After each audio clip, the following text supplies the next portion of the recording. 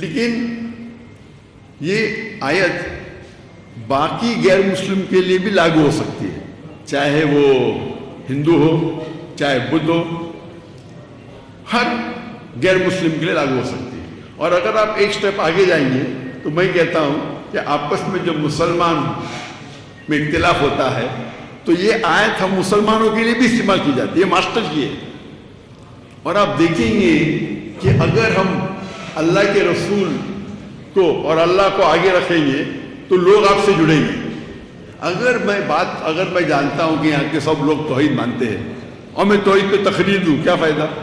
میں بھی 1%، 2% آپ کو فائدہ ہوگا۔ لیکن جب ہم توحید کی بات کرتے ہیں اور دیگر فرقے والے کو دعوت دیتے اللہ اور اللہ کے رسول کی، اور چھوٹی چھوٹی اختلاف کو بازو رکھتے ہیں، تو آپ دیکھیں گے آپ کی دعوت اور مقبول ہوگی۔ اور یہ اصول ہے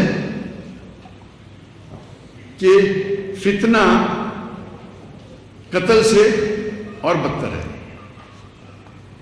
تو آپ دیکھیں گے کہ میں شیخ دیدار صاحب سے متاثر ہوا اور دعوت کے میدان میں آیا تو پہلے جب شروع کیا میں ایک دم نرم تھا، کوئی رزلٹ نہیں۔ پھر میں ماشاءاللہ ایک دم شیر بنا دیدار صاحب سے زیادہ۔ اس کے بعد پتہ چلا جو آیت میں پڑھتا ہوں، ادعو الی سبیل ربک حکمہ، حکمہ سے بات کرو، کبھی نرم کبھی گرم کبھی سخت، لیکن اکثر نرم ہونا چاہیے۔ ضرورت ہے تو شیر کے جیسی بات کرو، لیکن شیر کو گرجنے کی ضرورت نہیں۔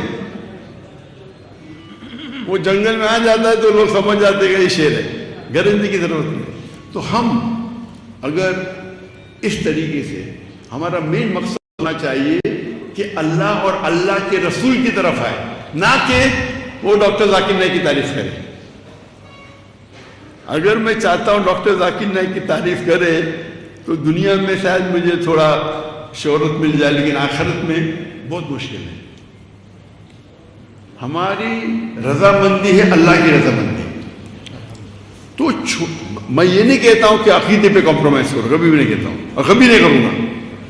آپ نے دیکھے جب اسلام آباد میں خواتین آ گئے تو میں میرے حجاب نہیں توڑ سکتا ہوں، میں اتر گیا، دنیا مجھے گالی نہیں چلے گی۔ اور اگر میں قرآن و حدیث پہ سخت ہوں، ضروری نہیں ہر انسان سخت ہو۔ آپ جب دعوت دیں گے تو اللہ کی طرف بلاؤ، لیکن نہیں میں جیسا ہوں میں ہی صحیح ہوں، یہ پرابلم، میں بھی صحیح ہوں بولنا چاہیے۔ اور اختلاف ہے جب ایک ہوتا ہے فرد، ایک ہوتا ہے افضل، تو فرض کے اوپر آپ جوڑ دو، مجھے اعتراض نہیں، افضل پہ کیوں زور دے رہے؟ آپ افضل پہ دو لینے جاتے ہیں تو کیا ہوتا ہے؟ اختلاف ہوتا ہے، آپس میں جھگڑا ہوتا ہے، فتنہ پیدا ہو جاتا ہے۔ تو آپ کو اور آپ بڑے بڑے علماء سے جب ملیں گے، مثال کے طور پہ آپ اگر مدینہ یونیورسٹی جائیں گے، ان کے علماء کے ساتھ بیٹھیں گے، مثال کے طور پہ شیخ سعود اشرے، ماشاءاللہ جتنے ائمہ ہیں حرم کے، میں سب سے زیادہ ان کی عزت کرتا ہوں۔ اور جب وہ بمبئی میں آئے تو ہم ان کو مختلف مساجد میں لے کے گئے، حنفی کے، شافی کے، اہل حدیث کے، جماعت اسلامی کے، اور وہ مانے بولے جانا چاہیے، اور سب لوگ احترام کرتے ہیں کیونکہ وہ امام کعبہ ہے۔ اور ہم جانتے ہیں کہ جب آپ مسافر ہیں تو افضل ہے کہ عصر کی نماز 4 رکعت کی 2 رکعت ہوتی ہے۔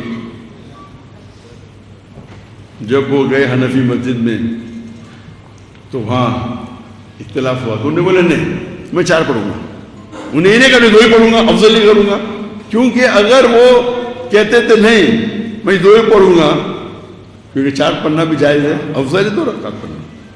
تو ایسے موقع پہ ایک عالم یا ایک مسلمان کو جاننا چاہیے کیا افضل ہے کیا فرض ہے۔